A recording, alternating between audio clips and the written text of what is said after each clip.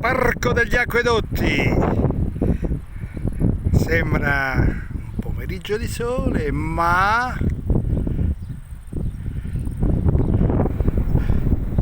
e che c'è un tornado? C'è un tornado in arrivo. Oi ai ai ai ai, cominciano a volare le cose, le case, le persone.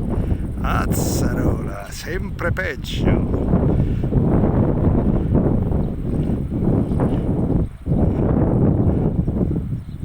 Aiuto!